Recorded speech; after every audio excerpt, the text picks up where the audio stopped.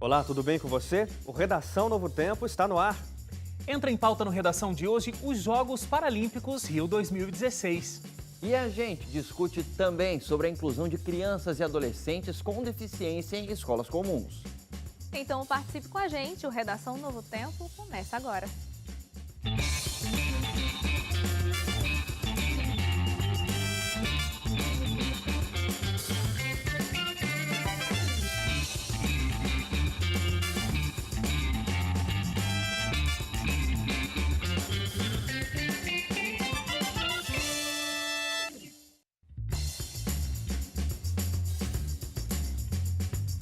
Começa agora o nosso Redação Novo Tempo. Muito obrigado pela sua audiência, muito obrigado pela sua companhia. Você que nos acompanha pela Rádio Novo Tempo ou pela TV, estamos aqui juntos para debater assuntos importantes, assuntos impactantes que vão mexer com a nossa semana. Você sabe, né? A gente está aqui não para discutirmos sozinhos nesse sofá, mas essa discussão acontece com a sua interatividade, como se você estivesse sentado aqui com a gente. Você pode fazer isso através do novotempo.com/jornalismo. O nosso Facebook também é uma ferramenta para que a gente converse, facebook.com/ntjornalismo. Você pode encontrar a gente também no Twitter e no Instagram pelo @ntjornalismo. Com a gente aqui, Hélio Moura, de volta. Agora sentado aqui nesse sofá e não a gente recebendo os teus links lá de Brasília. Tudo bem, Hélio? Tudo bem, Wagner. Um abraço para quem está acompanhando a gente aí pela Rádio Novo Tempo, pela TV Novo Tempo também. É um prazer estar de volta. Muito bom. André Leite. Olá, Wagner. Olá, amigos que acompanham a gente pelo rádio e pela televisão. Como eu digo sempre, por último, mas não menos importante, Suzane Lima. Tudo bem? Que gentleman. Oi, Wagner. Oi, colegas. Oi, pro pessoal de casa. Oi. Como vocês sabem, eu sempre mando abraço aqui. Ai, sempre... que change, mano. Que change, mano. Eu não falei isso. Vocês são muito cruéis. Bom, mas enfim, eu tô conversando com o pessoal de casa, né? Como sempre, eu mando aqui abraço, todos são especiais, mas hoje um vai com muito carinho, vai para Teófilo Otoni, Minas Gerais. Meu abraço especial vai para Maria Nadege Novaes. Um grande abraço para a senhora, é um prazer ter a sua audiência sempre. Ela que é a mãe do Bruno Novaes, um colega de trabalho muito gente fina. Um abraço para vocês. Muito bem, olha, a gente vai fazer agora um primeiro bloco aqui, trazendo alguns destaques, algumas notícias impactantes da semana. Então você acompanha tudo isso agora com a gente aqui no Redação Novo Tempo. Vou começar com o seu destaque, Hélio. Você não está mais em Brasília, mas eu tenho certeza que o seu destaque vem de lá. O que você tem para contar para a gente hoje? Vem de lá, vem de Brasília. Aliás, Wagner, vou até apresentar um projeto, vou falar aqui em público, porque daí pressiona você.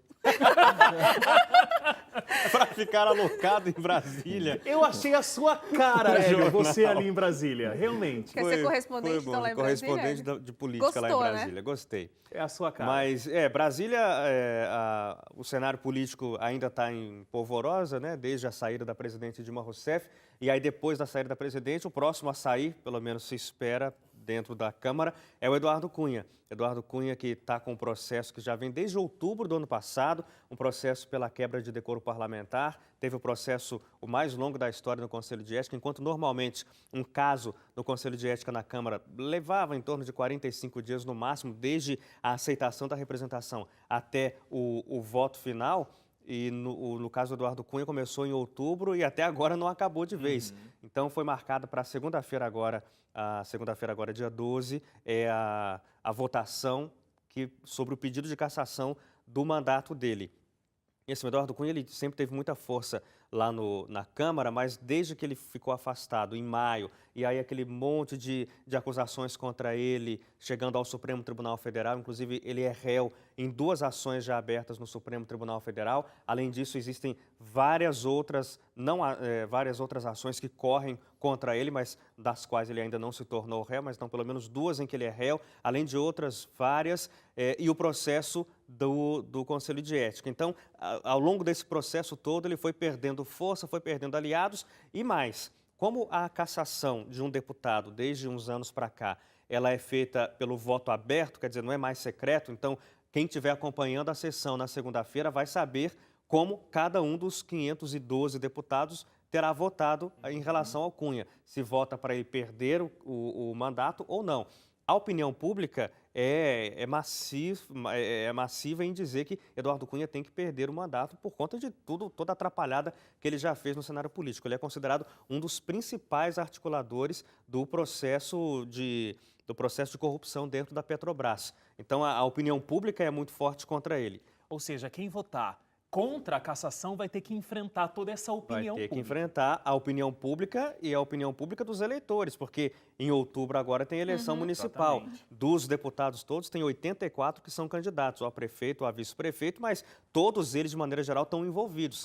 Tem muitos apadrinhados políticos de deputados que concorrem a vereador, a prefeito nas cidades do Brasil. Então, votar a favor do Eduardo Cunha é quase um tiro no pé num momento como esse. Então, 10 partidos já disseram claramente que orientaram as bancadas para votarem a favor da cassação do Eduardo Cunha. Esses 10 juntos somam 238 votos. Precisa de 257 para poder cassar o Eduardo Cunha. O restante dos votos que faltam dificilmente não serão atingidos, porque dentro do próprio grupo de partidos que sempre apoiou o Eduardo Cunha, também tem muita gente que não concorda tanto assim com ele. E além de não concordar, tem esse peso de como é que vai ser a resposta das urnas caso acabe votando de uma maneira contrária ao que os eleitores querem, né? Então a gente aguarda aí para ver segunda-feira mais um desfecho de um processo aqui. Ok. Leite, o seu destaque agora, a gente continua falando sobre política, a gente fala sobre novidades na Operação Lava Jato. A Operação Lava Jato é a maior investigação de casos de corrupção e lavagem de dinheiro da história do Brasil.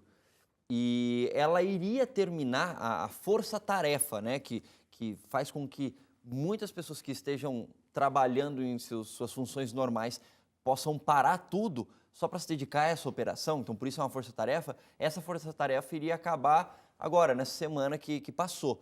Só que o Conselho Superior do Ministério Público Federal, que é presidido pelo Procurador-Geral da República, o Rodrigo Janot, eles prorrogaram por mais um ano o tempo de duração da força-tarefa da Lava Jato. Então, era para acabar no dia 8 de setembro agora e vai seguir até o dia 8 de setembro de 2017, porque eles entendem que ainda há muita coisa para ser investigada e precisa realmente de uma força-tarefa, muita gente dedicada exclusivamente para conseguir desdobrar todos os elementos, empresas que podem estar envolvidos em casos de corrupção que a Lava Jato começou a investigar há um bom tempo atrás, né? Na verdade, faz mais ou menos uns 2 anos e meio a Lava Jato já começou. Inclusive, eu achei interessante quando eu estava pesquisando por que chama Lava Jato, eu não lembrava por quê. Porque tudo começou porque eles estavam investigando casos de lavagem de dinheiro que aconteciam por meio de postos de combustível e lavadoras a jato, né? Empresas de lava-jato. Isso começou de alguma maneira com esse tipo de situação de lavagem de dinheiro, só que aí uma coisa liga a outra e eles chegaram inclusive ao caso da Petrobras, empreiteiras e tudo mais, e foi tendo vários desdobramentos. Até o momento, se eu não me engano, são 33 fases já da Lava Jato até esse momento. Então, tem muita coisa ainda para acontecer, por isso eles prorrogaram por mais um ano. E realmente muito interessante, porque a Lava Jato é um dos maiores patrimônios políticos que a gente já tem hoje na história do Brasil, É verdade. né? Muita coisa já aconteceu. A força-tarefa em Curitiba, né, que está sendo o foco, inclusive por isso o juiz Sérgio Moro é o juiz que está cuidando disso no nível federal, teve início em março de 2014. E nesse momento, assim, muita gente já teve a prisão preventiva decretada e tudo mais, mas nesse momento o foco está em 2 situações, né? Primeiro, ver a elaboração das denúncias contra o ex-presidente Luiz Inácio Lula da Silva, que é suspeito de ter se beneficiado do esquema de desvio de contratos da Petrobras, e também a situação que envolve casos possíveis de corrupção e lavagem de dinheiro envolvendo a Eletrobras no Rio de Janeiro. Então, são coisas que devem surgir aí dentro da Operação Lava Jato no próximo ano. Muito bem. Parece um efeito dominó, né? Suzane, o seu destaque agora. Vamos fugir um pouquinho de política. De política, né? Bom, primeiro eu quero só falar uma coisa aqui interessante a respeito do título, porque me interessou pelo título da reportagem, depois não é bem assim, à medida que eu for explicando você vai ver. O título da matéria dizia que pesquisa indica que poluição pode danificar ou contribuir para o Alzheimer. Na verdade, o que aconteceu foi um estudo que a Universidade de Lancaster, né, na Inglaterra, fez com pessoas que viveram e morreram na Cidade do México, que é considerada a cidade que tem o maior índice de poluição. Tanto é que sempre que a gente vê as fotos, né, assim, da Cidade do México, tem aquela massa cinzenta assim. Então, eles fizeram essa pesquisa e mostrou que, bom, a gente já sabe que poluição dá problema, né, cardiorrespiratório, problemas pulmonares, etc. Só que eles comprovaram que algumas partículas que elas são oriundas do ferro, e elas estão na poluição do trânsito, elas têm um efeito parecido com o Alzheimer, que quebra ali as células, né? Tem uma ruptura nas células. Essa pesquisa, então, foi feita, como eu disse anteriormente, com pessoas que viveram e morreram ali na Cidade do México. E é uma situação parecidíssima com o Alzheimer, porque os efeitos podem ser os mesmos, inclusive, né? Assim como há essa quebra de células para quem tem o Alzheimer, acontece também com quem sofreu poluição em grande quantidade, como é na Cidade do México. Só que, na verdade, uma coisa não influencia a outra, porque não tem estudo que comprova que a poluição pode gerar o Alzheimer. Mas também não descarta, entendeu? Então ficou aí essa questão no ar. Há interesse, sim, de estudar mais sobre esse assunto, até porque o Alzheimer, são várias pesquisas que já foram feitas até hoje, mas realmente não tem um resultado, assim, ou então uma posição... Uma comprovação de onde vem essa doença, né? Quais são as origens? Quais são as origens, como surge e tudo mais. E como esse dado da poluição mostrou isso, pode ser que tenha uma correlação, mas também pode ser que não tenha. Bom, tendo ou não, fato é que a poluição realmente causa um mal tremendo na vida da gente. Independente de ser do Alzheimer ou não, né? Independente ou não. E fica aqui também a dica de quem tem Alzheimer, exercício físico, uma boa dieta pode ajudar na prevenção, né? Muito bem. A gente vai fazer a nossa primeira parada aqui para o intervalo. Na volta, a gente conversa sobre os Jogos Paralímpicos e como esse momento ajuda a refletir sobre a inclusão de deficientes. A redação faz uma pausa e volta já já.